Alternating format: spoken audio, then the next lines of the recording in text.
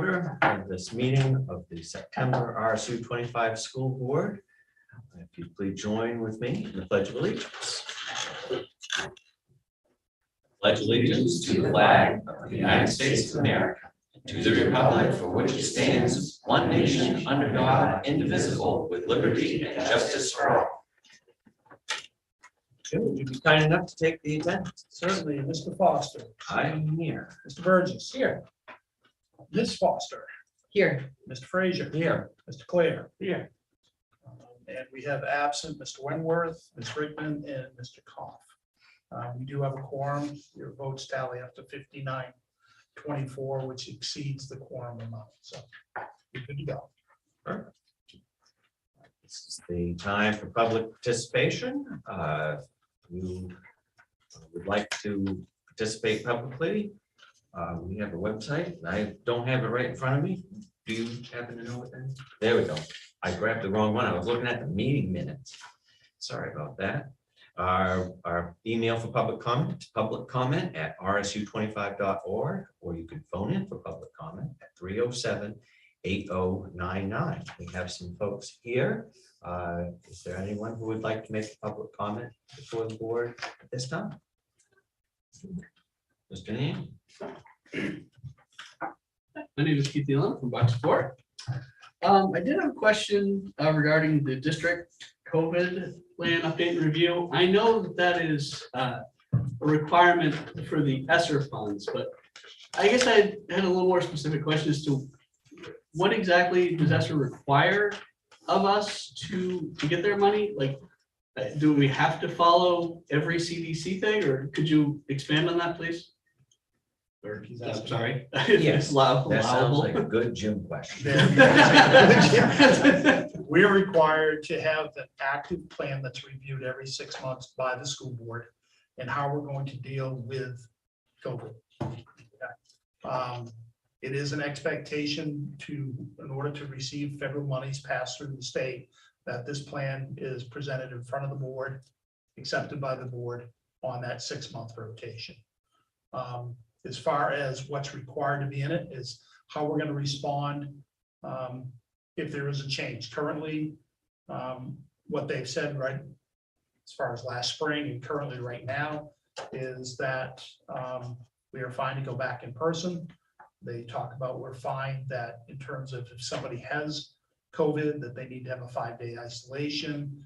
If they are improving and are okay to come back, they have to wear a mask for 5 days. And if you're exposed and know you're exposed to somebody, you should be masked in public for 10 days. Basically, that is the general requirement. Now, what if there is another state of emergency? How are we going to respond? And those are our level 2 and level 3. So, and building off the same model we used before, having hybrid if needed, or going fully remote if needed. I don't know if you can answer this, but I do have a question that's somewhat hypothetical, but it kind of happened. So last year, had our kids not been forced to mask, would we still have been able to receive the ESSER funds based on this? We were required to follow the rules. So in order to receive the ESSER, we had to mask our The children. expectation, we were to follow the rules. Yeah. Wow. We should probably, wow, okay. Did not realize that we sold out our kids for ESSER funding. Well, it wasn't, we sold out our kids. We were following along the federal guidelines and state guidelines. Yeah, I know, but we didn't. Okay. We know how I feel about that. We know what other school districts did and how it didn't affect their children and what we did. But that does answer my question about the ESSER funding. So thank you. Yeah, thank you. Do you have any other questions or comments? All right. We can move on to adjustments to the agenda. We have a few adjustments to the agenda. You've been so kind as to add under L1A, Heather Parole, Jewett Food Service resignation. Add under L1B, nomination of Justin Davis for custodian position. Nomination of Melissa Avila, a Miles Lane special ed technician. And also Anthony McGuire as director of facilities and maintenance. You have added L1C, an employee request for leave. Right. Next, we will have approval of minutes. I move that we accept the minutes of September 20th, 2022 as presented. Second. We have a motion and a second. All those in favor of approving the minutes? That is unanimous except for our 3 absentees. Names for those who are in attendance. Got it. That sounds like a nicer way to say it. I'll try that next time. All right. Next, we have communications and correspondence. Stuff in your packet, you had some communications. You had one, a very nice letter written by Valerie Schaffner for the Bucksport Historical Society. Mr. Morrow worked with the Historical Society. They did a presentation around the silversmithing techniques. And so he was able to provide them some support and equipment. They were actually able to live stream that. So they wrote a nice letter thanking Jim for his efforts and appreciation of that. You have a letter in here asking from the DOE, asking about LD 359, an act to address student hunger with breakfast after the bell requirement. We are a school that falls underneath that category of expectation. We do provide breakfast after the bell and have for some time, you know, in all the schools. It's pretty much a given process with us, but it was a necessity of having a new law passed. So we are in alignment for that. So we're all good to go. And that's what I have for communications. Do we have any questions regarding the communications? We have superintendents. Yeah, you have my report. In that report, I've integrated the updated COVID plan for your review. And we can certainly cover that when we get to that agenda item. There are some changes from previous ones that you had approved last year. You have the resolution in there. We'll have that conversation as well. And we have a number of first policies for reading. There are some laws that were changed. The Maine legislature, LD 598, impacted it, as well as some interpretations of federal level of Title IX and sexual harassment regulations. So we had quite an overhaul of our policies. What you're being presented tonight is the draft policies from written by Maine School Management and Drummond and Woodson. In your report, I've given you explanations as to the changes and the references to the laws. Yeah. Pretty much that's my report. Board Chair's report. We've been having a very exciting fall season on all of our high school sports. We've got 2 undefeated soccer teams, both the girls and the boys, which has not happened in 33 years. I know it's 33 years because I was on the first team, and that was 33 years ago. So this is the first time ever. So that's very exciting for the boys and for the girls. The football team's doing well. We've had all kinds of senior appreciation nights for golf and as football had theirs. Yeah. Okay. I missed. That's the one that I missed. And so both the boys and the girls soccer team had theirs last night. No, it really has been a very, very fun year to see everyone in the community coming out, being able to participate like we always used to. I really think that this is a very fine thing for our community to be able to experience fun from all of your high school sports. And that's my board chair's report. Next we've got committee reports. Curriculum committee. Okay, we'll start. So we did meet this cycle. I won't really go into too much because mostly it was Christina bringing us stuff that she hasn't been able to bring for the last couple months. And she'll report out on that tonight. But first of all, we did look at a curriculum review cycle draft that she's going to present tonight. I won't go too into that, but it outlines everything that we're going to work on and be approved by the curriculum committee in May, so that that can all be updated, as well as a life and career ready and digital learning is coming to the forefront, so that was pretty exciting. She also had an RSU 25 parent compact that she showed us, because every time when you receive the Title I funds, anytime you make a change, you have to update it. So we're going to be sending this out to parents, but it needs board approval, so she'll be talking about that tonight. We got an update on the ESEA grants, and right now she's working on finalizing the fiscal year 22 reports, which are due by November 1st for last year, to figure out, how we did here. And then Jen gave us an Aspire update, which she'll do tonight, and Jim gave us district updates. Great. Any questions on curriculum? Okay. Finance committee met before this meeting. Our target is at 75%. We are right there or better. We mostly talked about food service like we usually do. The big issue in food service is that we are going to need a heavy duty freezer. The volume of meals that we are preparing is much larger than we normally do because of the free lunch and free breakfast programs. And so therefore, to house all of these foodstuffs, we are going to need some more equipment. Here's as though that type of freezer element is going to be somewhere in the range of $6,000. Without feelers yet, but that's where we thought it is. Any questions on finance? Okay, policy. Policy committee, we did meet, as you mentioned, we bring forth a number of review policies, updated policies in accordance with different changes in laws and legislation. Discuss those as an agenda item a little bit later. Okay.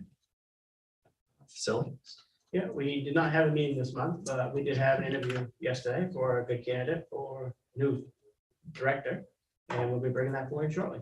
Great. And HCTC. We did meet. Enrollment down there is 273, which is very good.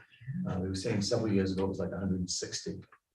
So this is excellent. Out of that, 49 students from Bucksport attend HCTC.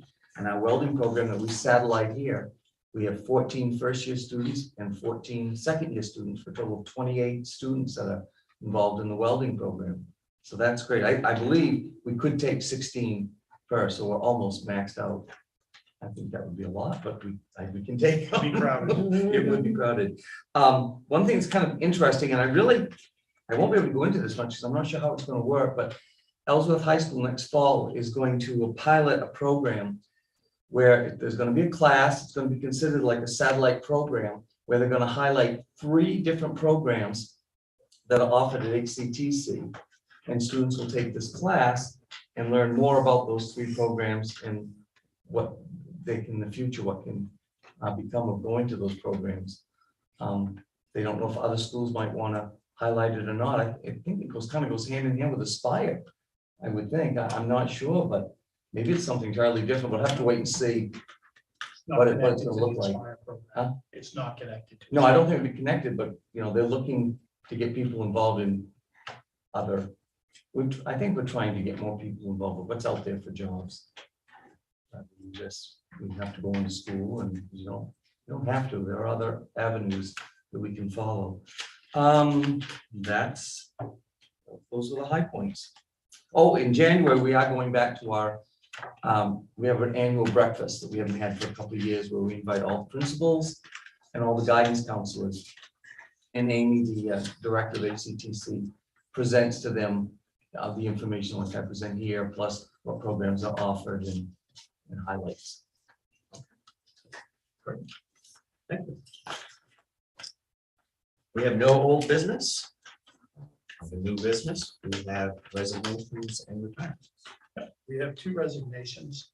The adjustment, Heather Parole from the food service at Jewett School, and David Gross Senior is going to be stepping down from the middle school wrestling program. I move that we accept the resignations with regret. Second? We have a motion and a second. All those in favor? And that is unanimous for all those in attendance. I get it somewhere. You got it. All right, next, we got nominations. Yep, we have a number of nominations. First off, nomination, and this is one I'll recommend you do as a standalone. It is my pleasure to recommend and nominate Anthony McGuire for the position of Director of Facilities and Maintenance. Well, I move that we hire Anthony McGuire as Director of Facilities and Maintenance. Second. Okay, we have a motion and a second. All those in favor? That is unanimous for all those in attendance. Candidate is standing right here. So, find everybody very quietly. Thank you. Those that don't know, Embarrassing. I'm Anthony McGuire, and you will be seeing one. You will be. How seeing do you a lot feel of- about tapping Maple Street? Out of my wheelhouse. That wasn't in the job description. Not in the job description. That's about the only thing that wasn't in the job. Isn't there other duties as assigned? That is there. That's true. For Anthony, we're looking at a possible start date around November 7th. That'll give us a little bit more than 30 days where there'll be a transition where Wayne will still be here. And they can work together. There's a lot to learn very quickly. And I think that's going to be a critically important transition. And then after that, he's going to be on his own. So I'm excited to have Anthony join the team. He's excited. He'll start having nightmares officially tonight. Started last night. Started last night. Good. I like that overachiever. Keep it up. So welcome aboard, Anthony. Thank you very much. I appreciate it. Thank you. Pleasure to meet you. Next, we've got support personnel. Yes, we have support personnel and some co-curricular. We've got Brooke Lindelof, special ed technician, Melissa Villa, special ed technician, and Justin Davis, custodian. And in co-curricular, we have Danielle Freeman, nominated as BMS cheering coach. And we have volunteers, Casey Pelletier, BHS wrestling, Darren Ripley, BHS wrestling, and David Gross Jr., BHS wrestling, and Brianna Young, BHS cheering. Well, I move that we accept the nominations as a block. Second. We have a motion and a second. All those in favor of the motion? And that is unanimous for all those in attendance. Perfect. As an adjustment, you should have that in your packet as well. A request for leave from employee. And let's get to it, so this one kind of came up as a surprise. The employee was basically told by the family, we made a plan for a vacation. So she's requesting to take the time off from December 3rd to December 12th. And Sherry Roy, food service program at the Miles Lane School.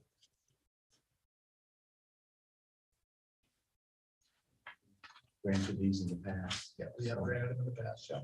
Well, I move that we grant the request for leave for Sherry Roy. Second.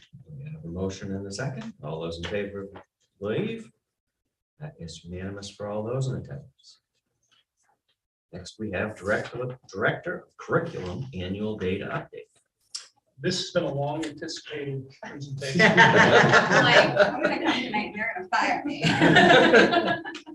I'm so sorry that it's been, it's just worked out horribly that I've had, fiance in surgery, that I couldn't get out of the hospital in time in August, and then I had a really bad fall on a hike last month. So I am better now. Just don't look closely at my face, but it is, Jim tells me it doesn't look that bad. I've had a lot of dental work done and I still have more to go, but you may see me in braces next month because I have adjusted the fall really messed up my bite. So anyway, here I am. I'm good. I'm healthy. I had nightmares this weekend that I was going to come down with something and I wasn't going to be here. So it was really scary, but here I am to present to you the annual data for RC25. So what I'll be sharing tonight is the district level NUIA results from the 21-22 school year. So I'll be sharing the spring NUIA data with you. And then I'm also going to give you the SS state district results from 2020-2021. And the reason for that is the state has not given us the 21-22 school year state results. So it gets a little confusing because the NUIA is now the state assessment. So we have our local data, and then the state does something with that data that they have yet to kind of share how they come up with their figures, which you'll see later in my report. It looks a little different than our local data to come up with percentages of meeting proficiencies. So that's what we're going to talk about tonight. So you know, because you've heard me and Evelyn and the other principals talk over the past several years about NUIA data. We have been using NUIA in our district for a very long time. It is a nationally normed assessment. So we can kind of compare our students to other students across the nation. And then we can also follow a specific cohort right now. The state is making some changes to the spring assessment, even though they are using the NUIA. And as we get closer to that, not to confuse you right now, but I'll tell you about those updates then. And then it kind of lets us know if our students are making growth throughout the year and over the course of the testing windows. So something that I get really interested in, and I've kind of bugged the principals a little bit about, is I'm always looking at that, the growth for kids. So I like to look at whether, like, the percentage of our students that are meeting or exceeding state expectations or national norms, but I also am very interested in how they come to us in the fall and what kind of growth they make over the course of the year. Do they make their projected growth gains? So if a child comes to us at, you know, a 200 level RIT score, do they stay at 200 by the spring, or do they make that projected growth? Because they still might be in the high band on the NUIA, but they haven't made the growth that we would expect them to make. If that makes sense. So we use it in our district, or have used it in our district historically, as a universal screening tool. It's one data source in determining student needs. We also use it at the lower levels for flex grouping decisions. It is used as a gifted and talented screener. So we do look at those kids that are in the 95th percentile or higher to kind of screen those kiddos out to see if they need to have a gifted and talented referral, and then take the COGAT assessment. And then at the high school and middle school, we do give it in the fall and spring. And at the elementary level, we also give it in the winter as kind of a pulse check just to see where kids are at. So as of 2021, the NUIA is also the MEA. So it's now the main accountability assessment. And it is a requirement for all students in grades 3 through 8. And last year, it was required of third year of high school. They've changed that this year. So now we're going to be testing our sophomores this fall and spring. Last year, it was required that students did math, reading, and language usage in both fall and spring. And a change has been made over the summer that they no longer require the language usage. So just a little information for you. If I'm talking too fast, slow me down at any point. This is our local data. This is not state level data. The state level data is not out yet. I did ask for an update at the DOE assessment team meeting recently, and they told me it would at least be 2 more weeks before it's even released to the state of Maine from their vendor. And then it would probably be a couple more weeks before it would come to us. So I'm hopeful that I would have information for you in November, but it might likely be December. So this is our Jewett School reading data and math data. So as you can see on this chart, the red category is the percentage of our kindergarten students who scored in the low, and that means in the 1st through the 20th percentile, nationally normed. The orange would be low average, that's the 21st to the 40th percentile.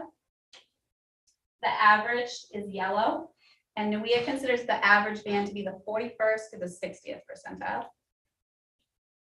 Green would be high average, so that would be the 61st through the 80th. And then the 81st percentile to the 100th would be high. So that just kind of gives you a look at where our kiddos are at, the kindergartners who are now first graders at Montsley. So in general, 73% of our spring kindergartners from last year met or exceeded the average band in reading, and 72% in math. What's that? So just interesting to compare, and it's just, I mean, it's not a comparison, but just interesting for us to note that the percentage of students who met their own personal projected RIT growth in their scores from fall to spring for reading was 46%, and for math was 46%. So even though we had those students scoring really high in the spring, they also scored really high in the fall, and they didn't make as much, the percentages of their growth that they met weren't as high. Something to just look at. So Darcy and I talked about this a little bit.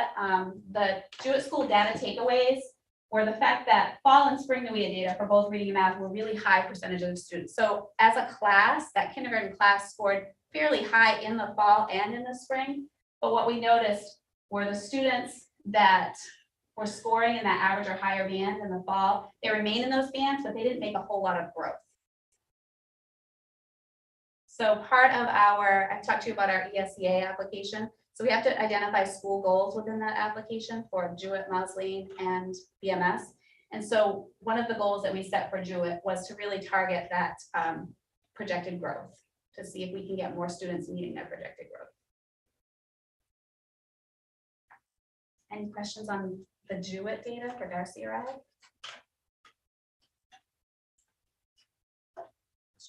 Okay, I'm gonna keep going unless you slow me down. All right, so it's a little harder to look at the Miles Lane and the BMS data just because they're more grade levels. But if you take a look at the Miles Lane data for grades 1, 2, 3, and 4, you're gonna notice that for the reading, this is all reading data. So 63% of our first graders, last year's first graders, met or exceeded in that average range. 51% of our second graders, 53% of our third, and 55% of our fourth.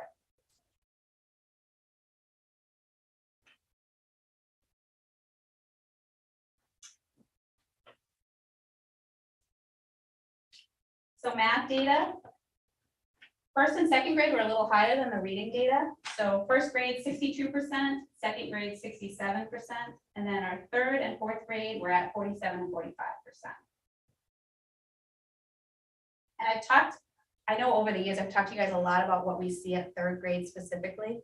We always feel like we see that K2 band and then something happens at third grade, and we've talked a lot about that, the changes that we see in third grade. There's a huge change in the NUIA at third grade, no reading support at all. K2, it's all audio supported, so it reads things to the students.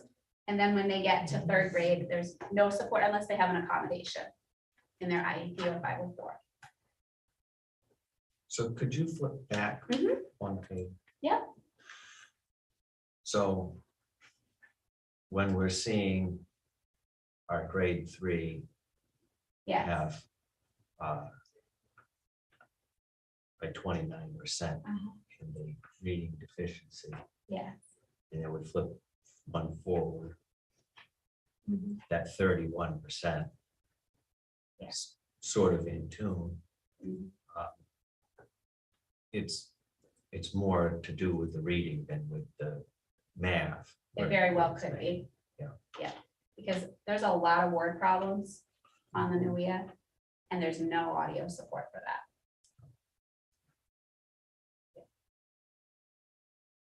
Okay. And it tends to be that we see a really huge drop in the fall, right? Because that's the first time they've not had, I mean, they look at us like in tears, right? Like, why is this not reading to us? And, you know, we've talked about it, and we've actually talked as a school about the fact that, so there's an overlap, so you can give the NUIA, there's a K2 NUIA, and then there's a 2-5, 2 through 5 NUIA, and we could give our second graders the 2-5 in the spring, but it's not helpful to compare their fall data to their spring data if you change the test you give them. So you have to switch at some point, and it just makes the most sense to switch in the fall of third grade. But we do see a huge drop from spring of second. I mean, you see summer slide anyway, but then you also see the drop because the test has changed so much for them. I mean, that's not to say that, so when you look at that 31%, there's a fair amount of kids in that 31% who do have IEPs, right? So they may be getting some support there, but it's also likely that that's a struggle for them. Do we have the 21 numbers? Yes. I don't have them in here, but I can give them to you. No, but, Yeah. but would it be, I mean, right now we're comparing apples to oranges. Right. So the kids that are in grade 2 are not the kids that are in grade 3. Exactly. If we had last year's grade 2, And this year's grade 3, yeah. would it look similar to this year's grade 2, where there's a small band of red and a large band of blue? Yeah. Or would it look like this year's grade 3, which is a large band of red and a small band of blue? Mhm.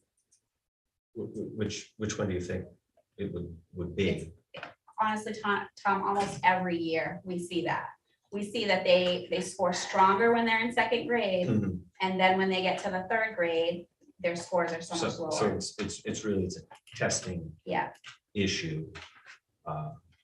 More than anything else. I think so, and I've done a little research in this to see if I was the only elementary principal that thought that.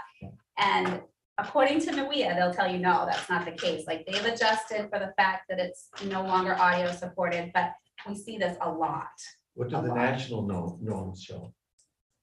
Do they show the same thing for third No, grade? Not really. That's why NUIA makes a case for the fact, well, it can't be that, it can't be just the no audio support across the nation. And these norms were updated in 2020, so they're fairly new norms. So the grade 3, what they're norming it against is against the nation. Mhm, So it's the nation taking this same test. It is. So.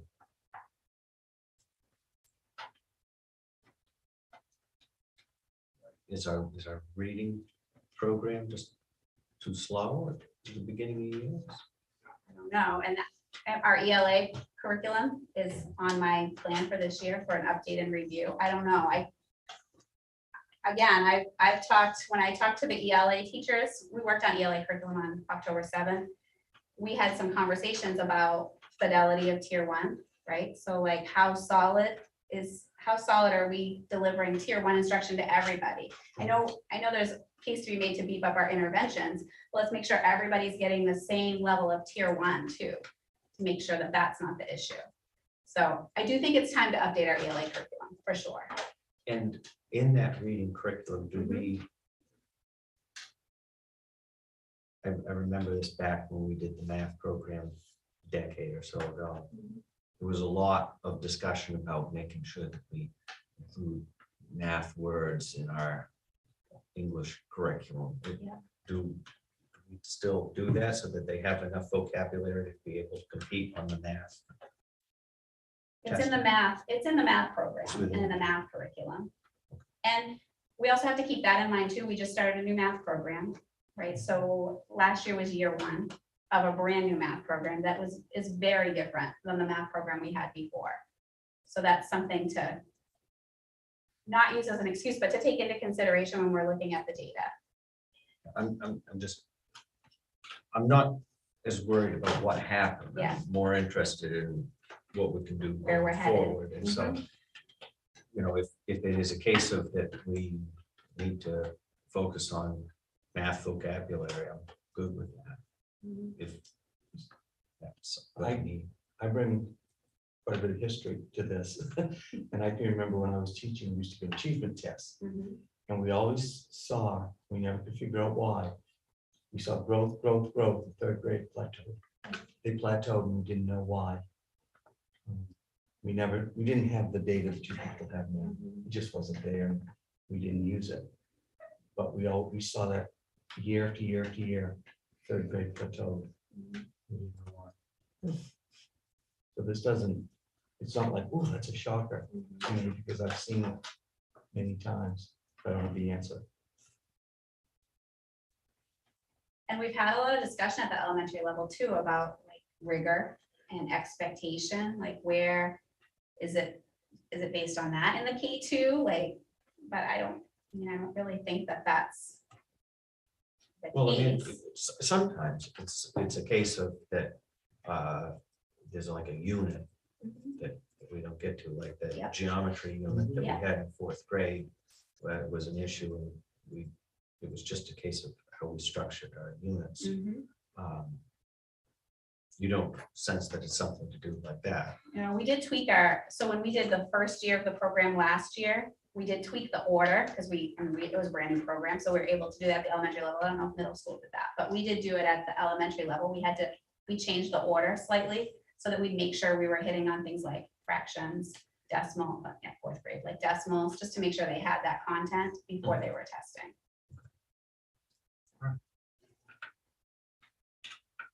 Any other questions on Questions on that? this data? All right, Okay. again, because I'm interested in projected growth data, I did give for you, just take a look at the students, did they make their own projected growth? So even though those percentages I just gave you were like, especially for first and second grade, 62, 67%, they really didn't make, in my opinion, as their principal last year, they didn't really make their expected growth like as high as like I would wish it to be. 33% of first graders made their projected growth over the course of the year. Again, this is one measure. We have other tools that we use, but on this one measure, they didn't make that projected RIT growth. So if they came in October and they took the NUIA and their score was a 186, NUIA will generate for you what they would assume a student would make for RIT growth by the end when you test them again in May. And so that child didn't make that expected RIT growth of 8 points or whatever it would be. So it's interesting that I think what we can do a better job at the elementary level is drilling down into the data to take a look at where is it falling apart for them, because NUIA does give us strand data, like it'll go into geometry or measurement or numbers and operations and tell you where kids are falling apart so that you can take that information and provide interventions or take a look at our curriculum. No, the kids that are scoring high, what is their projected RIT growth? Because it's very small. So if they don't get that Yeah. growth, then it counts negatively, but True. they can achieve that. Mhm. There always is, even if it's very high. Yeah. Okay. It might just be a couple of points. And it Yeah. is harder. Todd and I have talked about this too. Like the higher up you get, the harder it is to make those jumps in the points. Yeah. I know from my own children. Yeah. If you're already in the 99%. Well, that's what I have going. Yeah, go on. It isn't gonna happen. No, They'll give you some little dotted line that's above the chart. It's like, forget about it. Great. can't get there. Yeah, Yeah, just- there is a point where you Yeah. just can't get any higher. Yeah. But I think at the lower levels, that's something that we can look at and just work on, definitely, as a growth, something that we want to work on.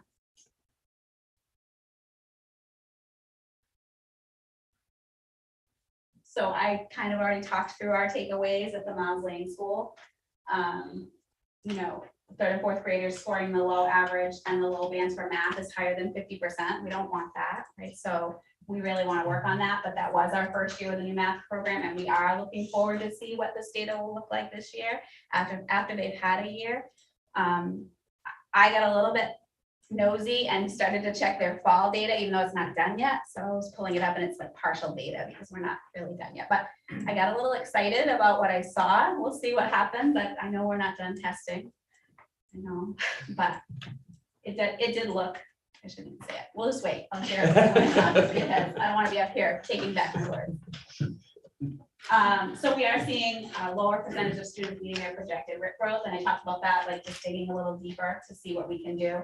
And make sure that we are looking at those kids that are scoring in that red band and looking at the interventions we're providing them. Andrea and I have even talked some about looking at programming options for our students who have IEPs, just to make sure that what we're giving them is research-based programming and interventions, and our title kiddos as well. This year, we are going back to an after-school program at the Miles Lane School, so Darcy and I are really excited about offering that. It started today. We decided to go just 2 days a week because we found that kids are participating in other things, and it's hard to do 3 days a week, but we did go with a 2 day a week, and we were pleasantly surprised that we had quite a few staff interested in teaching that this year. So we're excited about that. We're gonna do 3 rounds, 5 weeks each with a little break in between. So it gives kids a little break from it, gives the staff a little break from it, and really pinpointing instruction. We are doing the after school program by wing so that the teachers that know those kids best will be working with them after school as well. Questions about Miles Lane other than what we've talked about? For Darcy, right? So Bucksport Middle School, and Todd, you can jump in at any point. You guys can talk over there, jump in at any point. So middle school reading data, taking a look at this. So we have 58% of our fifth graders scored in the average or higher, 62% in sixth grade, 58% in seventh, and then 58% in eighth.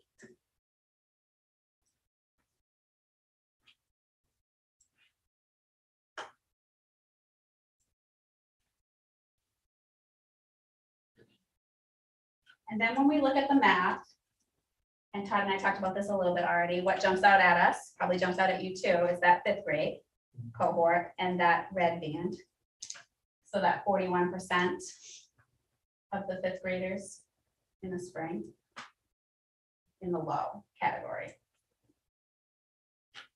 So for fifth grade, we only had 34% of our kids at the average or higher. And in sixth, we had 52%, and then in seventh, 43, and in eighth, 41.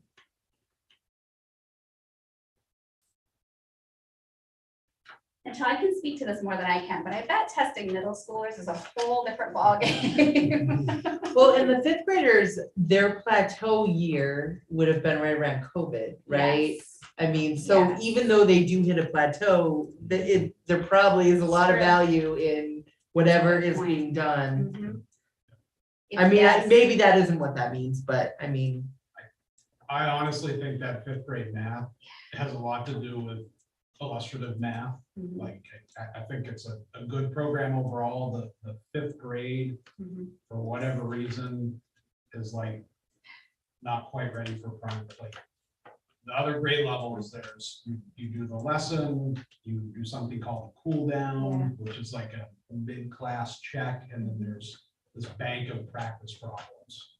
Mhm. For whatever reason, the fifth grade comes with one practice problem. Like, It's very different. yeah, than the other sixth, grades eighth. have like 10. Yeah. And so like the teachers. So we're in a better shape with that this year, but I wonder how much of that had to do with the new program and that adjustment. That's a good point to make, Todd, because more so in my role this year than last year, because I wasn't at the district level, but I've met with your math teachers. I've spent some time looking at the 5-8, and it's almost like fifth grade is a little bit like 3-4, not completely the program, but it's not at all like 6-8. So it's kind of like its own Yeah. basket. It's Like, very I forgot there interesting. was a grade in between 4 and 6. Yeah, it is interesting. And quite honestly, for these fifth graders to switch schools, right? So they went from Miles Lane to the middle school, first year of a brand new program. And I feel like in math, it's really hard for kids at those middle levels to jump in a new program, because every math program, I swear, has its own way of doing things, its own language. So it is tricky for them. So it'll be interesting to see how they do as sixth graders this year.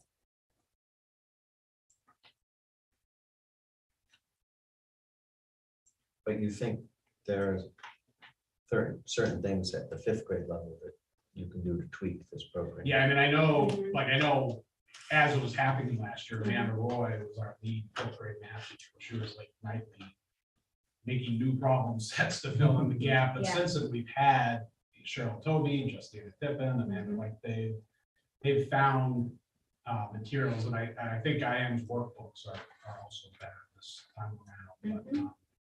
But so it just seemed like one of those weird things where they like weren't quite ready to push fifth grade out, but they had to. I Yeah. don't know. well, there's a lot of room for growth. There is a lot of room for growth. Sounds very true. But I know that the math teachers feel much more confident. Yeah.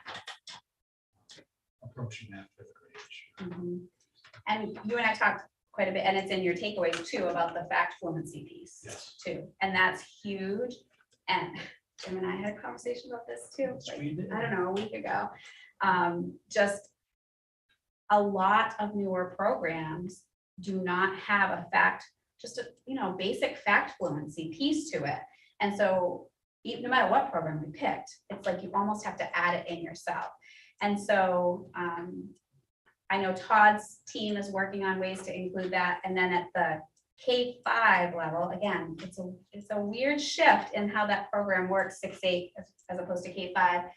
Cheryl Toby and Linda White are offering professional development, and I'm going to award teachers contact hours. Just it's optional, but they'll be able to work after school with Cheryl and Linda on fact fluency assessments that they can do, and also strategies to implement that into their math. Because that is an issue for sure. And we're seeing that all the way up to 8th grade. So.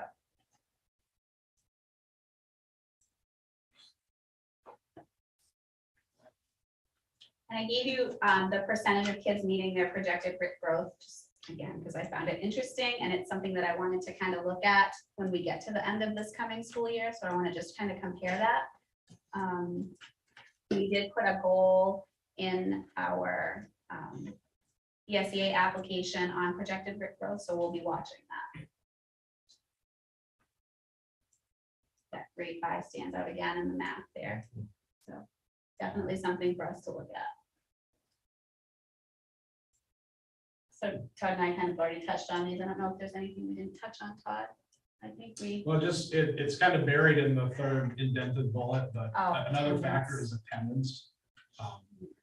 When over a third of the school qualifies as chronically absent, which is different than true. That Yes. takes into account excused absences. That would not include if a kid is out on a 5 or 10 day COVID quarantine, they have the option to join remotely. So it's not that. It's more the 2 trips to Florida in a school year, or just not coming to school, or, you know, we decided to go to Bangor today.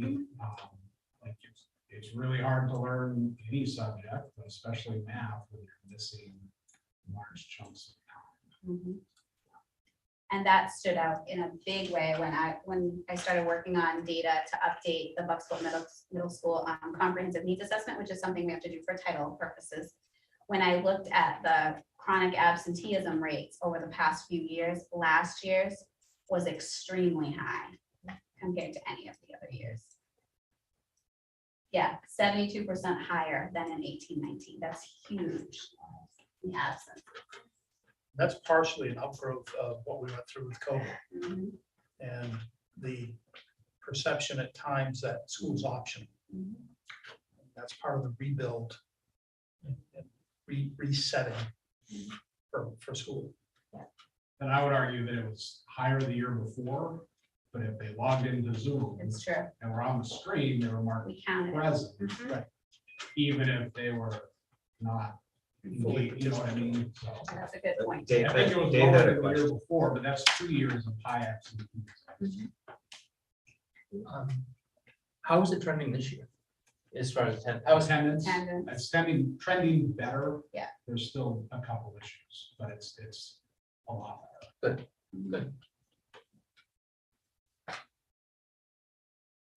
Again, the automaticity of math facts, so that's something that we're focusing on, K-8. Oh, Kevin. Sorry. Keith, I'll get it right one of these days. Sorry. Historically, is reading worse at the younger grades, and then math, like, each school had different, it's not like math is all the way through. Right. Historically, is there always a switch, or do you know No, what's causing that difference? not really. I think for a long time, we focused on reading as a district. And so we saw that, you know, it's like this ebb and flow. Okay, we focused on reading and then our math fell. And now we've kind of, So math, so the lower grades. the reading is- exactly, Okay. yeah, but, yeah. And I think updating our curriculum will help to some degree, and also putting a focus on it, just kind of that whole focus on that tier. You can be talking about tier 1, and that's kind of in that whole RTI, or response to intervention model, that what we're doing for all kids theoretically, I know it doesn't always work this way, but theoretically, the idea is that should work for about 80% of our population. And then 20% of our population might need something different, you know, within like the tier 2 or tier 3 interventions. But we should be seeing whatever we're doing at tier 1, whatever program we're using, whatever standards we're teaching, however we're doing that should work for the majority of our kids. And if it's not, we have to look at that just to see if there's something different we need to be doing there. Or are we doing tier 1 with fidelity? Like, are we making sure that our curriculum and our resources are being used to the level that they should be? So I feel like that's a charge I need to take on, just to make sure that we are doing that with fidelity. And maybe we are, and it's just a matter of, this is just the way it is, but I mean, I want to make sure we check that box, so. Any other questions about BMS?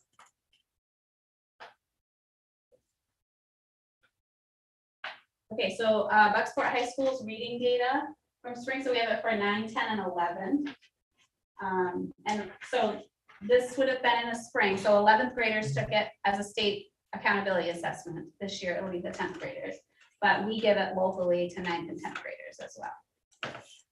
So 69% of freshmen are in the average or higher band, 65% of our sophomores, and then 59% of our juniors.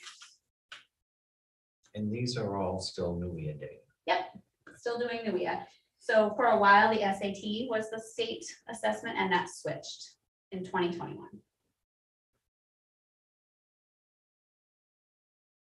And then here's the high school math data. So a little bit lower than the reading data, not much, but a little bit. 59% for the freshmen, 59% for the sophomores, and then 56% for the juniors.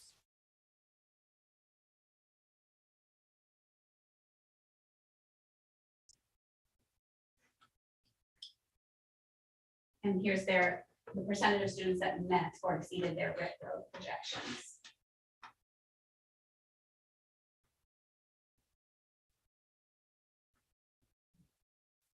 And for high schoolers, I mean, hard to get them to, well, maybe it's not, Mr. Tripp might have some tricks, but it's hard to get them motivated to take these tests, I'm sure.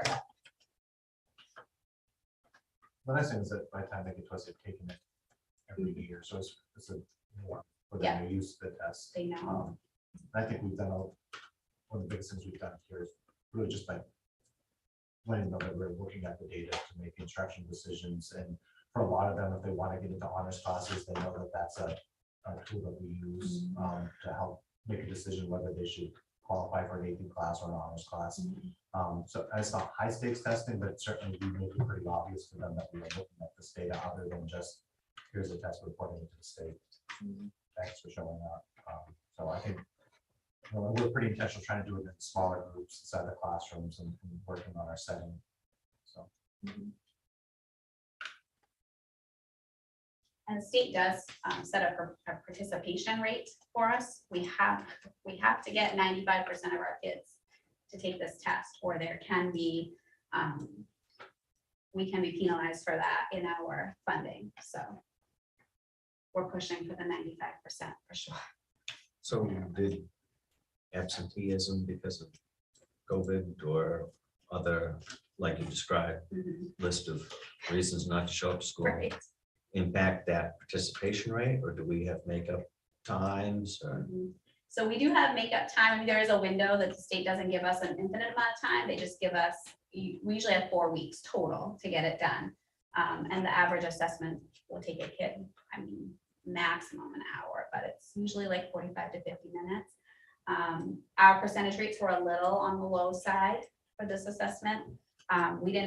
So there's like 2 cut scores. Like if you are below 95%, you have to fill out some extra information as to why and what you're going to do to make sure you hit the 95%. I mean, if you get as low as 75%, that's a big issue, but we weren't that low. So we were at, I believe we were at 88% across, which we had higher percentage of participation at the elementary level, but that tends to be the case. Like, We had a lower participation rate than normal. So the Reach School up happened to shut down and went fully remote right at the very end of the window when they had planned on taking the test, and they were shut down for 5 days. Is that right, Jim? Yeah. 6 days. So they didn't end up taking the test, and their scores were our students count towards us. I know we had 2 students that transferred to us in January, and we saw them for 3 days, and then we didn't see them again. But they didn't go anywhere else, so they stayed on our roster. And when you only have 80-something kids, the percentage starts to drop pretty quickly. Then some of our students that had some attendance issues as well. So we did see typically we don't have a hard time getting that. Like with even with the SATs that the kids did not want to take at all, we were still hitting the 95% pretty readily. So last year was a disappointment for us. And again, I'm not trying to make excuses, but those are just why. Drops. and I have been in communication with Seth LaPlante at Reach. So we've been talking this fall because, there's a fall testing window that ends next Friday. So open the first Monday of October and ends the last Friday of October. And so he is all set to, I told him I'd come help, whatever we need to do, but make sure that those kids get tested. And I know Todd and I have had some communication too about some of the kiddos, because we have kids that might be in out of district placements, but they're, you know, they're our kids. So we have to make sure we communicate with wherever they are to make sure that they're able, hopefully able to test. And then we have funky things happen, like, you know, kids will move to a different school just before the testing window or just after the testing window. And so then we're like, okay, well, that's still on us because the enrollment's pulled on October 1st. So we just need to make sure wherever they went, they take the test. So anyway, all these little things that we. Yeah. And it does, like Josh said, our numbers, like, we're not a huge district, so it doesn't take long to have those percentages drop when you have 7 or 8 kids that have moved or went to an out of district placement. It doesn't take long at all. So we're If working somebody on that. moves out of state, they wouldn't take this test anyway. Right, they wouldn't. You Yeah. So They they have would to count register against the somewhere percentage. else Before we know they're out of state, maybe out our law. Right. That's the problem. So they just go away, but they don't Right. register at another school Right. and stay on our record until we get a Exactly. parent to come in and sign a dropout. So kids just can't leave till they take the test. Put that in a condition. You'd like to transfer? Sorry. Okay, Take this. here's a computer. Have a seat right here. Mm. Oh, goodness. And then these are just the Bucksport High School takeaways. Josh, I don't know if you want to add anything, but I mean, obviously, there's still areas that we know that we want to continue, because we were actually pleasantly surprised coming out of COVID that we thought. I guess I just prepared myself for drops, because we really were focusing on gaps of instruction that we had no students had missed, and not really focused on NWA data. We were just saying, all right, what were kids missing since they were in some time? And so I expected, because we didn't focus on it, that we would drop it. Certainly, because it's, as we've been doing standards work and all of that, areas, we've been using this to help that. So any questions about high school? Okay, so I'm switching gears. So now I'm going to the state data. So not our local data, but the state data. And the most recent state data available on the ESSA dashboard, which is public, is the spring data from 2020 to 2020, the 2020-2021 school year. So this is really, it's kind of confusing because I don't know where the state got their numbers, and they're not sharing how they got their numbers yet. So we'll take them because this is not our percentage of kids in 2020, 2021 that were in the average or higher band. This is a higher number than that. But according to the DOE, if you click on, will this work? Does anybody know tech-wise? Can I click that? Even if I did touchback, I mean, yeah. enable the screen. it's just gonna make you go to the next slide. Oh, okay, well, I won't mess it up. You can go back. He wants me to mess it The up. tongue won't stick to the flagpole. Go ahead, try it, and see. Let's see what happens. So this is our overall data for math. All right, so our whole district that tested. For our state percentage, well, the state of Maine's percentage that met or exceeded was 81.3, and RC 25 was 81.3. Oh. Interesting. What does the state consider meet or exceed? Good Anything that's not in the red line? You wish we did. I don't know. You knew, we tell you. I don't know. Okay, Um, I mean, I'm kind of they looking may forward- have a different meet or exceed than the weed does. They do. Yeah. They do. They clearly do. Okay. Yeah. All right. Yeah. I'm thinking it doesn't match perfectly because I've done the numbers, but I was like, well, maybe they pulled the low average too. Like maybe they pulled anything above red. Yeah. But that doesn't even quite match. So I'm not really sure. Maybe they even let you get a little into. The pink. I don't know. I don't know, but you know, we'll All right. take it for right now. And then in reading, we have, this is the state, 85% of the state, and then RC 25 was 83.7. And then these are our participation rates for not this past spring, but the year before. 96% in our district took the test and 95% took the reading. And then the science MEA, there's a special science test that our students in 5th, 8th, and 11th take, but The 2020-2021 year was a new year with that test, and so they did not report data for it. They used it as a test year. So, and we don't have our new data yet. They keep telling me it's coming. So I do want to try to get to that website, but let me just, I'll go forward first. Okay. So I broke it down by school because you can, if you go to that ESSA dashboard, you can break it down by school if you want. So just for you to know where Miles Lane was, knowing it's just grade 3 and 4, that's required by the state. And then BMS and then DHS. These are the percentage of students meeting or exceeding the state expectations in 2020, 2021. So thanks to those juniors for boosting our reading scores.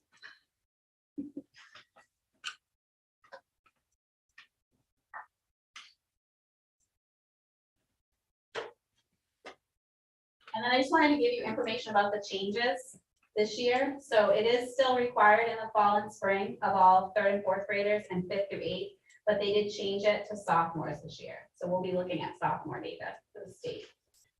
The assessment window for the fall is almost over. We're wrapping that up. We're doing a lot of makeup testing right now just to get everybody. Winter is optional. Even if you test in the winter, the state tells you when you can do it, even though they're not going to use that data for anything. So they're telling us, this will be for Darcy, they're telling us we can do it between January 9th and February 3rd. So the window will close February 3rd. And if you do choose to do it, those years are included, like we can do it for free, like we happen to be it anyway, but most districts do. And then the spring is required, same thing, 2nd year of high school, except for the main science assessment, which will still be juniors taking that.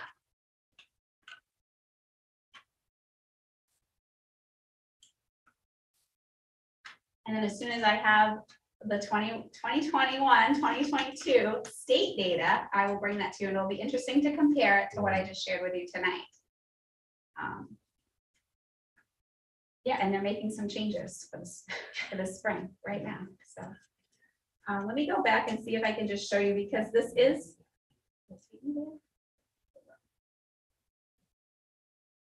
So this is the ESSA dashboard that, and it's public, anybody can get to it.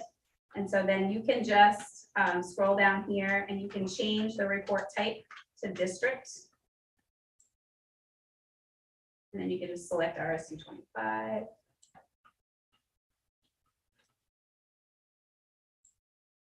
And then once it loads, you can pull up anything from the 2020, 2021 school year. You can pull up our chronic absenteeism rate.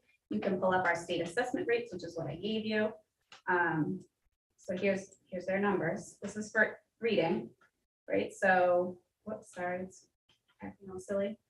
So we had 83.7% of all of our students who took it at or above expectations, state expectations. Then you can change it to math. And we'll show you the math.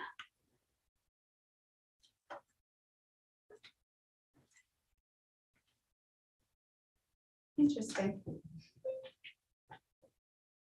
And then you can, if you want, like there's a lot of reports in here you can pull. You can pull it by, students with IEPs. It'll show just that information. It has male versus female. It has economically disadvantaged. You can pull any of those reports that you want. This is all public. And you can do it for the whole state if you change your toggle to the state view. Any questions? Remind me, does the state still have this tier 1, tier 2, tier 3, you've been bad because of your testing type of thing? Yes, They're required to by federal law. they have to. Yeah, you're right. And so how are we doing on that? They use the state numbers, I'm assuming, not NUIA's percent. Right, so right now. So we're at BMS is tier 83%, so are we? We should be good, We're right? good, right? Yeah. BMS was tier 3 last year. Wow, we Actually, were been on tier it. 3 in 20, it was 2018, 19 data that put us in tier 3. That's right, and We haven't it's been had there. consistent data since then, Right, between COVID, switched to NWA, no benchmark, and so we've been in like tier 3 purgatory. Yeah. They haven't named it, like, we've just been there, so the end result is they give us like $40,000 a year. Right. Which is not bad. Right, no, So they're gonna have new tier 3 this year, right? yes, new tier 3 this year. So, I mean, I would assume you wouldn't be on it anymore, but we have tier 3 money for BMS for this current school year. Okay, but they'll reassess and regrade us. at Yeah, some they point. will. Yes, But they haven't done that yet. no, they haven't. Any other questions for Christina? Thank you very much for your report. Thank you for your patience. While you're there, Oh, shoot. So you want next? Is the school compact. School zone compact. Okay. the home compact. This will be quick, I promise. So because we receive Title I funds, we are required by federal and state law to have a school parent compact, and it just outlines for parents the ways that parents can be involved in our schools. And we've had one of these for years. We've had it every year we've been Title I. But anytime an update is made to it, it has to come back to the board for approval. And then it can go to parents. And so, because it took me 2 months to get here, I would like to ask that you approve this. I did update on the back the contact information because Darcy is now at Miles Lane. I'm now at the district office. And I also did update some of the information I had. Well, this only applies to K-8 schools because only K-8 receives Title I funding. So that's why it's only due at Miles Lane and Bucksville Middle School. But I did have Darcy and Todd take a look at this to make sure things were accurate. And so we did make we wanted to make sure that certain things were worded correctly about where things were happening. And so I did change those wording to make sure like the reading recovery information was on there, that's for grade 1 students. We just tweaked some wording to make it clearer. And if this receives approval tonight, normally this would go home at open house, like it would be out and available to parents. But it had to have school board approval, so we will make sure that it goes out at parent-teacher conferences coming up. It will say tonight. On It will, yeah. I didn't want to assume that you guys were going to approve it. I don't know. This looks like a pretty rough. It's a rough. crowd. You'll notice our policy statement is there. That has to be on there, but yeah.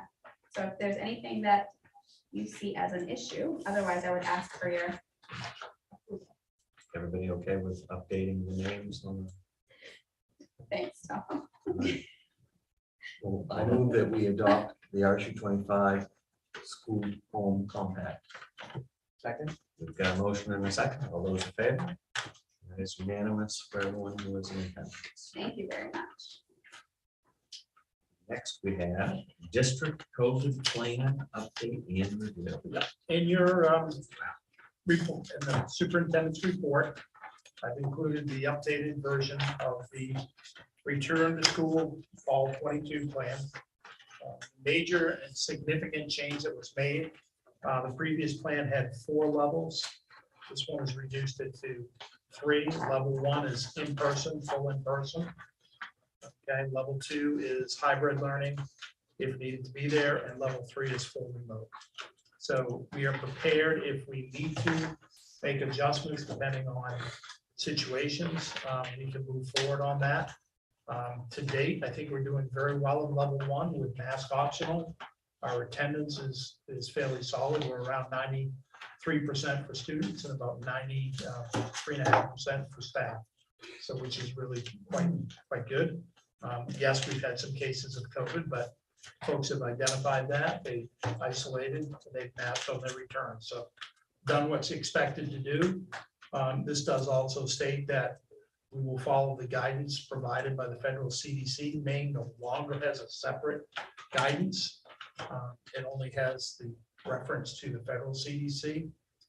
In the past, that has been the guidance from the school board, is that we, hook ourselves to that guidance and stay there. So that's what we've done with this. Okay. And then pretty much it's a repeat of what we had in there before of what is expected in terms of in-person or hybrid learning.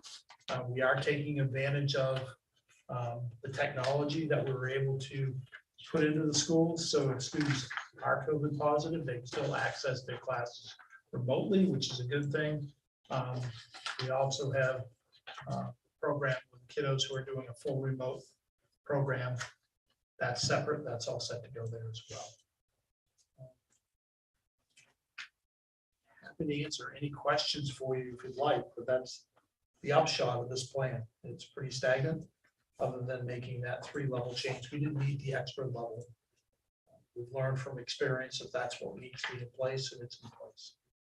And it's just the federal CDC now. And it doesn't have its own transportation component like they used to have. That has been removed completely. Just want to make sure that was my understanding. Any questions?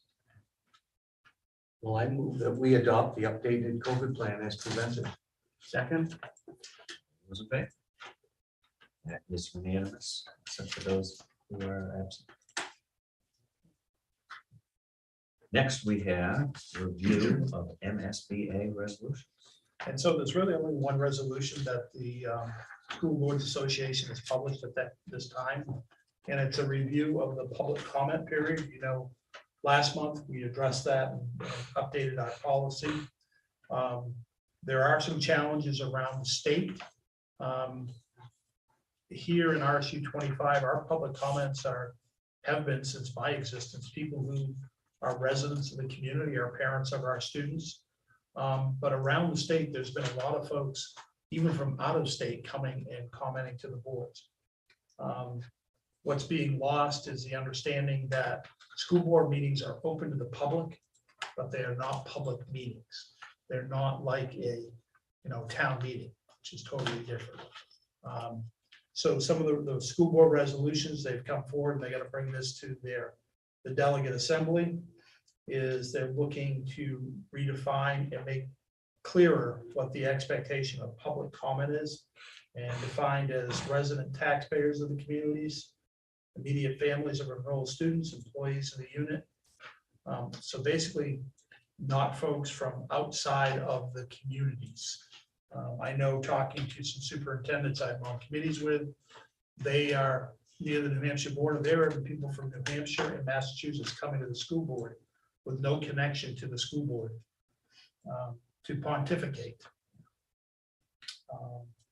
And I know the question was brought up in public comment about 3 minutes.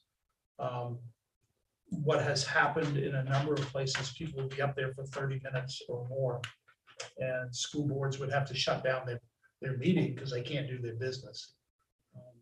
And it's unfortunate. So that is where the conversation is going on to a resolution. I know the MSBA is bringing forward, and they're going to have a vote from the delegates to support a change. They do not want to remove public comment. Absolutely not. It's the bedrock of what we do. We're a local controlled state, but to keep it in context of what it should be relative to your locals. Okay, so that's what's up there. So it's up to you to have that conversation and you guide, you direct your delegate as you will. My feeling on that, that's the thing we want to talk about, is there was absolutely nothing wrong with public comment till the state decided to get involved. If they would just butt their out and leave it to the board to decide what's going to happen in the board's own meetings, they won't have any problems. We never had a single issue, public comment. We've always let anyone talk. It's been my opinion that we need to have more public comment, not less. But someone took it upon themselves at the state level to interject in having this forced public comment period. I don't know what they were thinking. If they thought that they were going to get their buddies to come in and chit chat out some meetings, or if it was just what normally it is, which is they want to control things. that they don't have any business in being. But I knew right away that as soon as that happened, they were going to have a problem with it. Because their side of the political aisle is not showing up to do public comments. Their opposition is. And so now they want to shut it off. And the reality is it shouldn't be either side of the political aisle picking who gets to do public comment. It should be the people in this town should be able to come in and speak their minds, because your school is far too important of an issue than to have some bunch of numbers in Augusta deciding it for you. And that is what I would tell. State should back off. I don't know. Anybody else have any comments? But it does sound like they're encouraging, maybe I'm wrong, but they're encouraging residents and parents of the affected towns to participate. I could be wrong, but that's what it sounded like to me. Like you have to have a connection.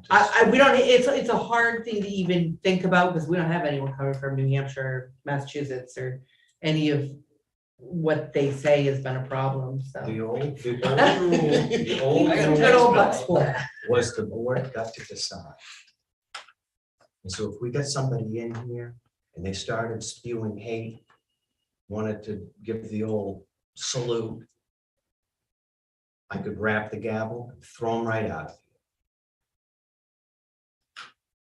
Now, if you're within that public comment period, state tells me I gotta let them run their mouth. Would agree. And so now they're trying to rein it back in. This is the only thing that we need, in my opinion. I believe that the people who have elected us thought that somehow we might be sensible enough to be able to control our own meetings. That's my opinion.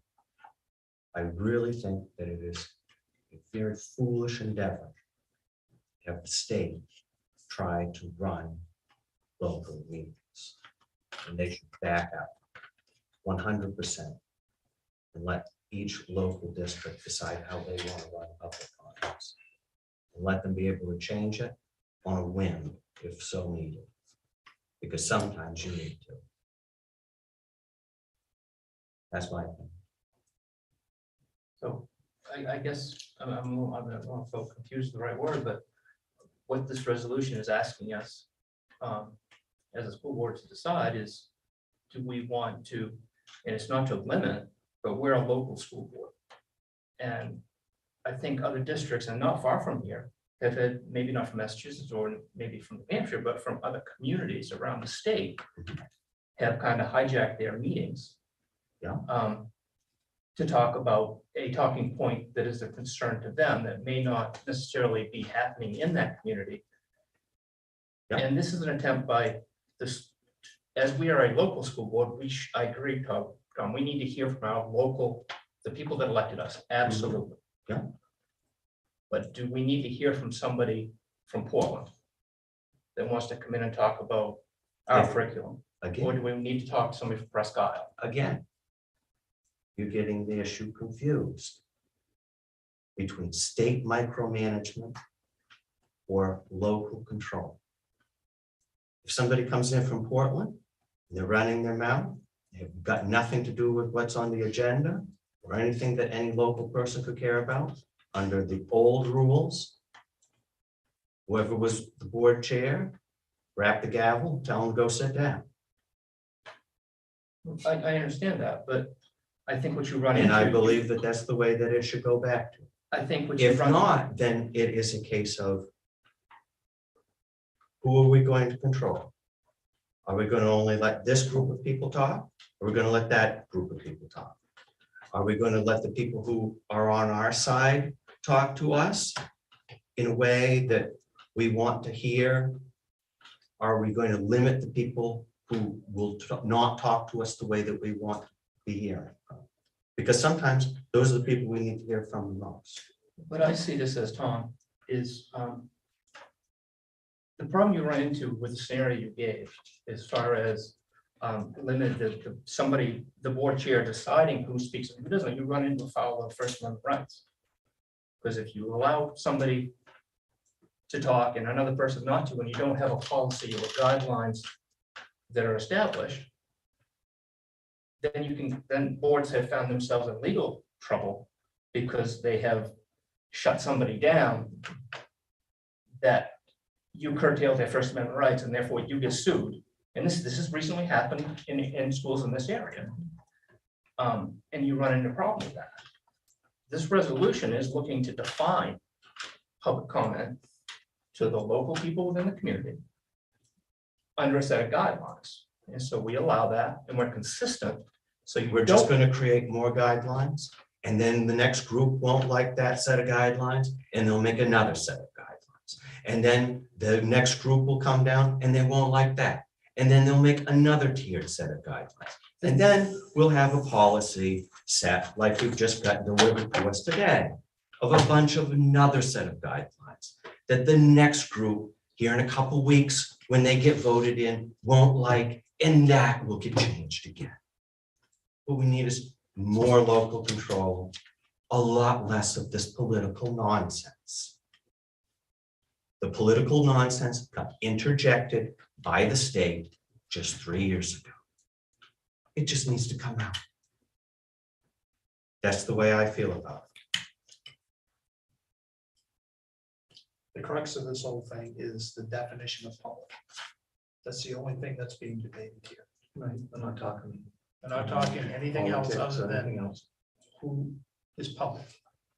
What has been ruled, that the way the law is written, is public is broadly defined as anybody. Okay, and that's what got some districts in trouble when they're saying, thank you very much, but you don't live in our communities, you have no connection to us. We're gonna ask you to step aside so somebody else can speak. So that got folks in trouble and were sued and cost them money. This is not saying you controlling anything other than who is public. And again, I think, Tom, what they're trying to define is supporting of, and when I say they, this is the Maine School Boards Association. Oh, yeah, I know that organization well. They're just trying to say that public are folks that are defined as residents, taxpayers of the community served by the school unit, or immediate families of enrolled students, or employees of the school unit. That's it. That's the crux of the resolution. It's nothing else other than that. Not squelching down public comment, not controlling public comment at all. And this is what the Maine School Boards Association is going to lobby for in Augusta to get that changed. That this isn't the group that has the authority to change it. This resolution is gonna. I is know, that we'll just what I pay understand? dues to get them to go and try to get somebody to vote for something. I realize that. I just want you to understand where I come from. I just see this as a never-ending spiral where it never was a problem. The state got involved where they shouldn't have.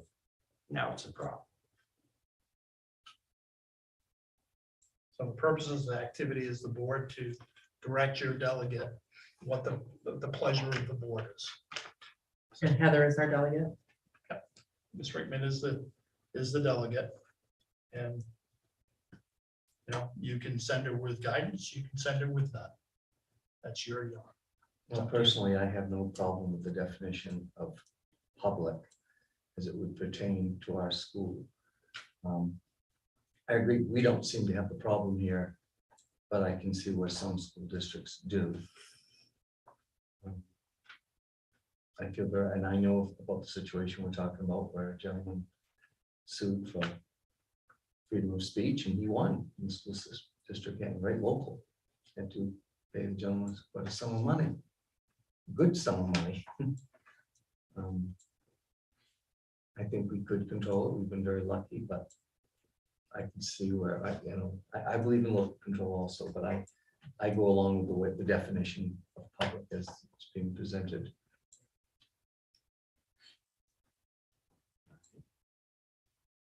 Everybody good with that?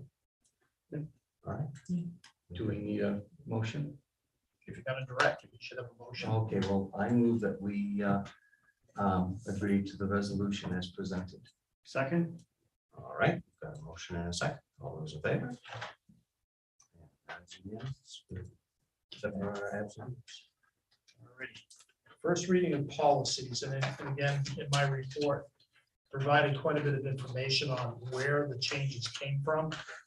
Again, policy AC, changes came in a revised enactment of 2022 of LD 598, act to prohibit discrimination in employment in school based on hair texture or hairstyle.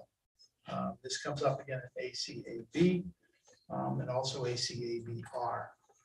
This actually are cases that did happen and are heard, so they're clarifying in the language that that needs to be understood as you cannot discriminate based on hairstyle, colors, somebody wearing earrings, all those types of things. And so a revised policy was brought forth from MSMA, and that was presented to the policy committee, discussed and moved forward for your consideration.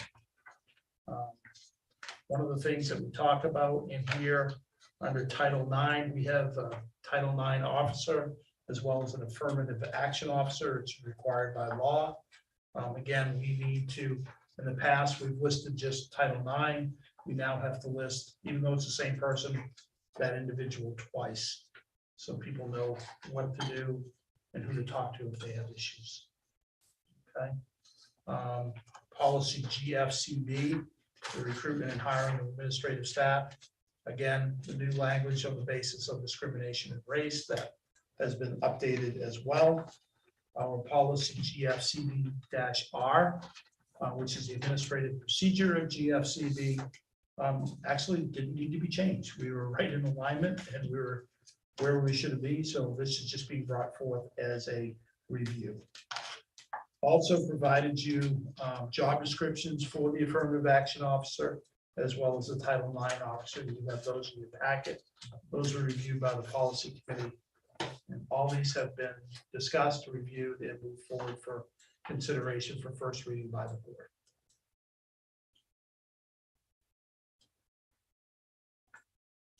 Has everyone had a chance to look at these policies?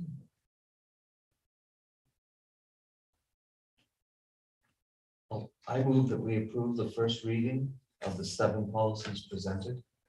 Second? Motion and a second. All those in favor? Opposed? Okay. One opposition. Yep. Next, we've got second reading of policies. The policies that you looked at last week. BEDH, public participation at board meetings, and ABC, tobacco-free schools are being brought back for second reading. No changes have been made. Well, I move we accept the second readings of the 2 policies presented. Second. We have 2 policies. All those in favor?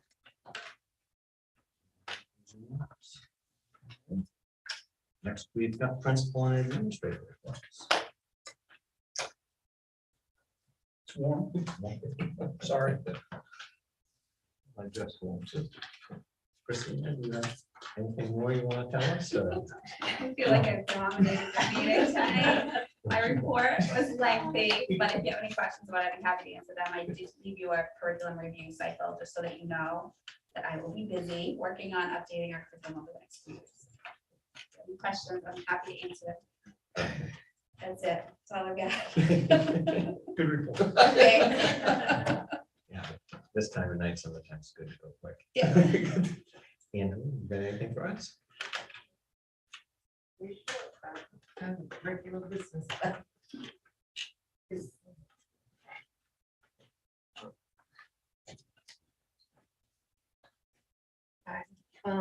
We received my board report, and basically, we've just been really meeting and focusing on some of the interventions that we're going to provide, and really encouraging our teachers, our special education teachers, to think about the alignment with the disability, because many disabilities end up having the same type of symptoms, but really in order to promote growth, you have to be successful. You really have to think about the intervention that will help either remediate or will work with the actual cognitive process that will help them learn, access learning. And that goes along with accommodations and modifications. It's not just like one blanket piece. I also, in my report, ended up just looking at the population that we have and looking at what students actually need more social emotional learning support, self-monitoring skills, engagement. If you engage, you're gonna likely grow academically. And so we're really looking at that piece. About 59% of our population, research is saying that they would benefit and need, in some severe cases, those goals for function and become independent, work within the community. Back when I began here 2 years ago, really, our special education population, the learning disability category of disability was much higher than some of these other ones. And we just have to look at what we're bringing in the classroom and trying to be sensitive and conscious and intentional about learning environment, the interventions we're using, and how we're going to support and remediate through research-based curriculum. That's basically what we. In your report, you had a bar that broke down the things you had. Speech and language, I understood, autism, hearing impaired, but some of the others, I wasn't sure what they stood for. Well, the ED is emotional disturbance. Okay. OHI is other health impaired. Okay. The multi is more than one Right. primary disability. So if you have multiple disabilities, that's like a few more hurdles that you have to go through. So it's higher process. We and intellectually delayed, which used to be Right. I understand what you mean. I just couldn't remember what all those. yeah, letters there's stood for. 14 categories that the state recognizes as there's- disabilities. 3 board members that feel new that aren't here that probably wouldn't know what they are either. I didn't actually, but I That'd be just nice. represented. I remember Ellen Armquist many years ago gave us a chart of all the acronyms and what they stood for. That might be handy. Because Don't ED put at something the else on VA your was plate. something totally different. Yes, it does. It's a big-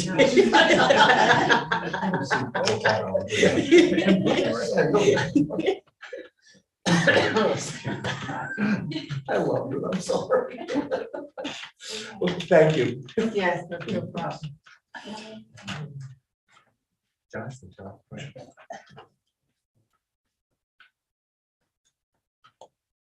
I'll try to make this real quick. You have my report. Tom already stole all my thunder again on all the activities. So, but yeah, it's been really great. They've had a great season and playoff games. It's really kind of the best time of the year. One thing that's not in my report that was really great today, we actually had on-the-spot admissions with EMCC today in our conference room. And we had 23 seniors got accepted into. Oh, that's Eastern Maine awesome. College today. Just today. Nice. Just today. Fantastic. And 2 more will get accepted. There was just some vaccination stuff that they had. to And take that's care a of. part of the, like, they get that paid for, right? That's. Yeah, so they will be part of, that's 23 students, if they so choose, will have Awesome. a free education, post-secondary education. So it's great. And again, they had about 12-minute sessions and they walk out of there and they're accepted into a college and they're putting pennants up on the board. So we have our first pennants going up on our Melmac board. And so it was a fun, really exciting thing. That's exciting. Any questions? So there's 23 out of the class of 80. A little over 80. Yeah. Yeah, Yeah. that's a Pretty big good. percentage. That is awesome. Yeah. Cool. And we're seeing, obviously with the free tuition, we're gonna see a big push here towards community colleges, but that's where all the jobs are at right now too. So it's a real good push and Yeah. excited for the students. They were very happy walking out of that conference room today. But the parents would be happy too. Yes, I think that is accurate as well. That's great. Yeah. Thank you. Next week, Tom.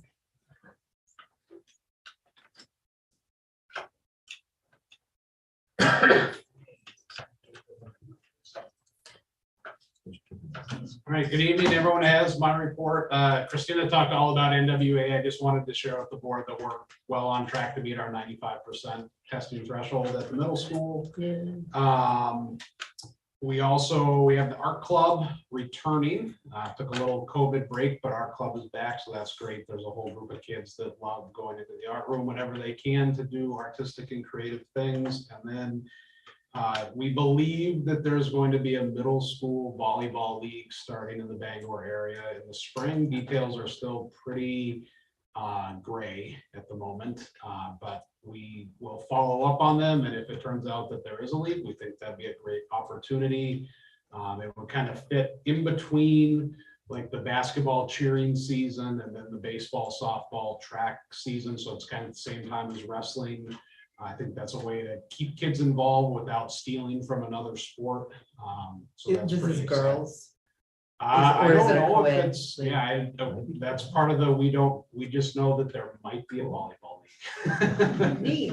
Yeah, And we've been told that we wholeheartedly expressed interest, which we did, but we don't remember actually saying that to them, so.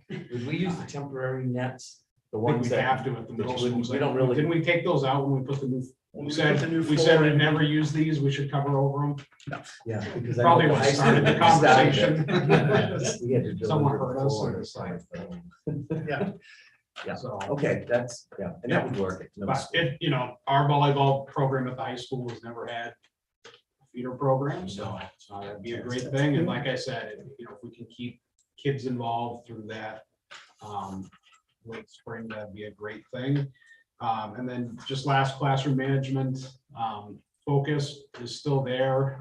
As I said in my report, it kind of feels a lot like fall of 2019 in that the vast majority of our students know the expectations and follow them, and we still, just like we always have and probably always will have, there's some students who need extra help in meeting that, and we're working with students, parents, teachers, anyone else that we can work with to try and support them in that, but definitely feels like a large majority of students are acting like normal middle school kids. So that's good. Any questions? Thank you, Tom. We got Darcy.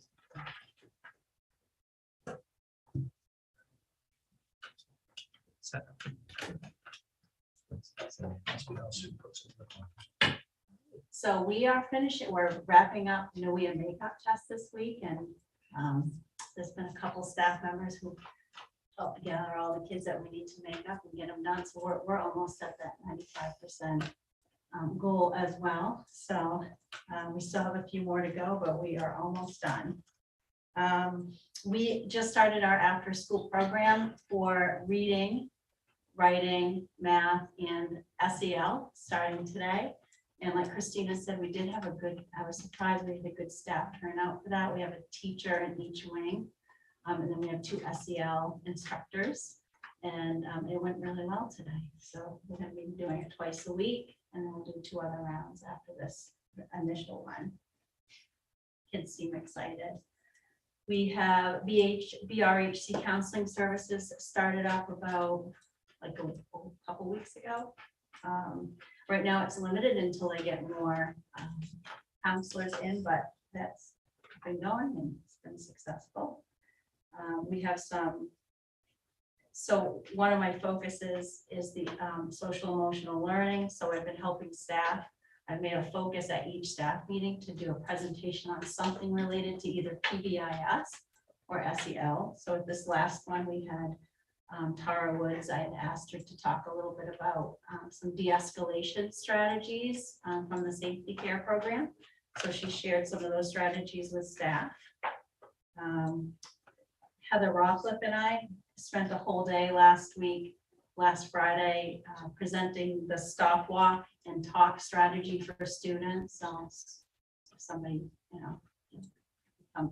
gets into their bubble, we call it the bubble, or in their space, some strategies for keeping people away from them. So that went really well. We had fun doing that, role playing that. And we have a lot of stuff going on in the school that's very experiential and hands-on. Wayne Ford did an egg drop challenge on the playground off the slide. That went really well. Mrs. White's science class worked on designing houses that withstand hurricane winds and storm surges, which worked perfectly with what was happening in the news recently in the South. In Mrs. Berry's class, had some new STEM kits that came in, and I noticed a lot of the classrooms are utilizing those STEM kits when they can. They even pulled them out during recess today, and they're building things and creating things and having great conversations. We've had a few field trips. So our wing one went on to a potato farm recently. It was the cutest thing because they were allowed to pick, they were supposed to pick 10 potatoes, but when they came back from the field trip, they were dragging giant Hannaford bags up the hallway. They couldn't even, they couldn't even get them up the hallway. So we were trying to help them get the potato bags, but they were really excited to tell us all about those experiences. And lots of other things. So that is pretty much it. Anybody has any questions? We have any questions? So, no, thank you. Next on the list, I've got Kathy.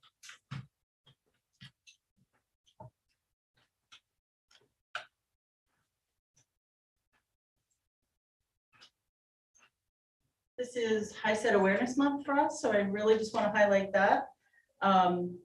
Coincidentally, the company PSI has taken over ETS, which owned HISET. It was a takeover, not a buyout. So we've been retraining, getting new rules for testing, new rules for everything from the monitor side to where we can put the clocks. And when the deadline came, ETS said, "We're done. You took us over. Don't expect us to help." So it's been very chaotic. We finally got there, I think. I finally have credentials and can start my training about 3 weeks later than some of the other states, but they were not prepared, I don't think, to take over, and it was pretty obvious. But we're all there. Maine's finally happy. It's just a longer downtime for testing than we planned. I had one student that literally got in the night before they shut it down and passed. We have our first graduate. He's worked really, really hard for 2 years to do this, and we're pretty excited. So we have 2 more students that are almost ready. We're at the point now where we're working with the tech department to get the new requirements up and running. And I'm doing my final training. And I would like to point out, as part of this, they want to do a HISET awareness so that people know it's not the GED in Maine anymore. And it's been a number of years, but people still say GED. I think it's a little easier. It's been around a long time. But we were given $1,000 with no strings attached to get some HISET awareness out. They gave us postcards, all this good stuff. So I would just like to mention, we wanted to reach a lot of younger parents, because if we can get the parents in, they're going to affect their children's learning. So we are part of the WISE trunk or treat. They're going to be doing that October 30th, 1 to 4, right in the Bucksport High School parking lot. And our staff just jumped on board. We're kind of weird that way. We're going to be in costumes, candy, but we're going to be tying that back to an open drop-in for the parents to come and meet us at a date about 10 days out from that.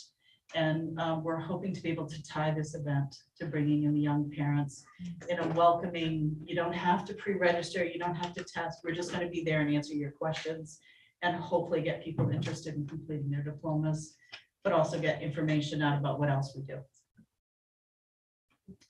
And other than that, our gear parent workshops have been really taking off. Those are free.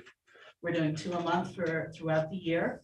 And we started kind of slow with 2, and we're working up to 8, 10, and I think they said they had 15 for the next one. We're pretty excited about that. Any questions? Yes, sir. Got little ones, bring them on. Thank you. Trunk or treat's gonna be a big deal. I think there are 26. I didn't do it last year, but the year before, the year we ended COVID, there were 500 families that came through. That's not people, that's families. Wow. So really, It's gonna be a big deal up here. Next we've got Jen here.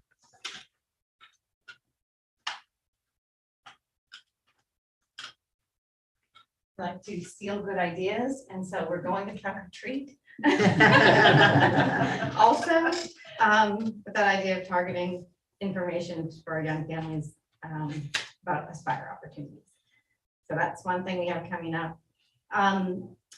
As has been mentioned, there have been some trips going out, and you heard me talk this summer about the request from the high school for the Boston outing. So we have some feedback from that students were able to, at their STEM event, they were able to talk to pilots from JetBlue, tech developers from iRobot, and they were able to use a 3D heart with CAD software. Some of the kids had been exposed to CAD here at school, so some great opportunities for those kids in addition to getting to go to the 2 campuses and a couple of science interactive opportunities in Boston. So the good news is, as part of our process is collecting this information after the fact. And so that I have that so I can share it out. So I'm going to be highlighting a couple of these outings in the newsletter that will come out next week. Also, the elementary school group, 70 kids went out to Truity so they could see that all the different types of farming type careers are there. And they, I guess, were very interested in the careers associated with the design and development of corn mazes. So they have been reaching out to that person in particular to try to get some more information on how that all works and all that goes into that. So it's really meeting the goal of just having, instead of just going, right, thinking about what are the careers here? Is this something I'd be interested in for the future? So we're happy with some of the early requests we've had for funds this year. And Jordan and I are also both working on building out tools and systems that will be useful down the road that just someone needs to put time into now. And so Jordan has put together an online, taken the information from other online interest surveys, but made it into a local Google form. And the advantage of that is we can see all the answers, or the teacher or whoever can see all the answers. So instead of it just being getting the end result of what the student was interested in, you can actually see the behind the scenes information on more detail of their interests. So we can utilize that when looking for guest speakers or things like that. That'll be more targeted to what students have mentioned that they're interested in. So that was done on request from the middle school. And actually met a high school teacher this afternoon who's also interested in the same thing. So using that tool, and along with the community college information, one thing I realized this summer in trying to look at what was available at all 7 locations, not every community college offers the same programs. And we wanted the Bucksport High School students to be aware of what they might do at different locations. So I've just finished creating a document that's getting some final reviews that would help students be able to see, oh, I'm interested in animation, I'm interested in phlebotomy, you know, where do they have that in Maine? And you can basically do anything that you're looking for. It just depends on where you would need to be to do it. And then some of the sites have all the basics. I mean, every site has, there are 7 things that every site had for categories. But it didn't seem that the information available on the website was particularly user-friendly. It was a very detailed, large chart. You had to cross-reference titles. And so I just tried to make it more straightforward for students. So excited for them to, so then when there is an on-the-site acceptance for another location or a possibility to go on one of our field trips to go see a school like Central Maine Community College, that maybe that's the right one for you. So we just want to make sure they know all their options. And of course, super applicable for this year's students, but it will continue to be applicable for students to consider down the road. There's a lot going on. Oh, I should mention, this Thursday night, we are having our Community Connections event. And basically, it'll be an opportunity for business owners and organization folks from the 4 towns to come and learn about opportunities for how they can engage students, whether it's giving us their help wanted and volunteer opportunities, up to being willing to be in a video, being willing to have kids come do a tour, maybe taking on an intern. So we're gonna spell out that whole range of opportunity. And at this point, we have 17 businesses registered, and that seems to be continuing to grow each day.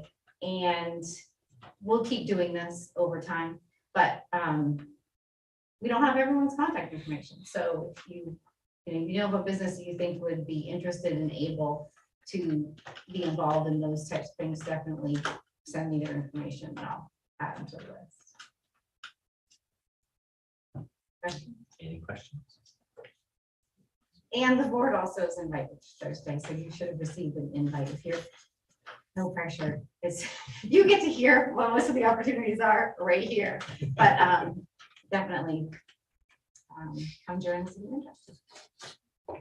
Thank you. And then the last one is Jim Moore. Here we go. There you go. From the rest behind. Good evening, real quick. I just came back from the Acton conference last week. It's an excellent opportunity to, one, see Abby's dad, but to mix in with vendors, retirees, active persons. And what I mean by active persons are there, it's very teacher oriented, especially on day 2. So you're interacting with teachers, future teachers. UMF always sends a detachment there from students that are graduating, which is a great time to see faces and maybe a little recruitment if we get their ears. So it's a very good event. I think we sent 7 people for at least one day, if not both. I think that's the biggest group we've had, thanks to Aspire. They helped us fund that to pay for some of those. So that was good to get out and see the other people. We got another conference next week. Who's our board member rep to MSMA? She's not here. All right, so I'll see Ms. Rickman next week when I talk about cybersecurity on Friday. Mr. Boothby is. I will be there as well. I'm not Okay. an official rep, but I Yeah, am. she'll be there. Yep. So I'll see you there as well. Mr. Boothby has promised to support me from the back aisle, maybe changing his voice with some suggestions during my presentation. So it's good to know that I'm well supported everywhere I go. Yeah. Other than that, right now, we are finishing the testing phase, and I think we can concur, probably shouldn't say it out loud in an open forum, but it's gone very smooth, probably the smoothest we've had. Being able to apply the same test on the same technology has been very beneficial for us. Later on, Christina will share some updates for us when they're clear, which will mess up that whole workflow for part of it, but what's changed if you're not having fun? That's basically where we are, is we are wrapping up the testing phase. We're getting a lot of side project stuff. We're trying to get into that. And the one thing I'll say I took away from Acton was that we are well connected as a district. I talked to a very large school district and mentioned that each of our rooms are set up as basically virtual classrooms still. And from 5 to 12, we use it on the daily. And they were surprised by that. They have kids that spend 5 days out for COVID and they get worksheets and catch up when they come back. That really surprised me from some of the bigger schools that they weren't trying to adjust differently. But the best session I attended was marriage of technology and curriculum. And that was one of our goals with Christina and I, was to make sure we are making device and software decisions based on curriculum guidance and expectation. And that way we can have some rain and really use PD for folks so they know what they have for tools. If you have any topics, want to talk about anything, this is kind of my not so exciting time of finishing up the deployments and finishing the first round of testing. So I don't have anything too stupendous. I know I don't have any tagline. Another takeaway was Acton people are very tall. Yeah, That's. I was looking around at my board going, I don't look up at people very often, there's three of you next to me, so, That I understand. all right, thank you. That brings us to calendar and announcements. Get your calendar in front of you. Please remember special board meeting October 24th, 5:30 PM central office. The 10th, it's gonna be a hopping day in the central office, huh? Curriculum committee, we've got Bam, facilities bam, followed bam. up by Aspire, followed up by, And I will be there, but I will be virtual that day. big day. Policies on the 8th. Finance and school board meeting are on the 15th. And believe it or not, we're almost in November, which is a magical month for technology. It's out back again. Because everything happens in November, I'm told. That brings us to our favorite time. I would ask for a motion to adjourn. I move that we adjourn. Second. All those in favor? All of us who are in attendance. Perfect. Got it. Thank you all.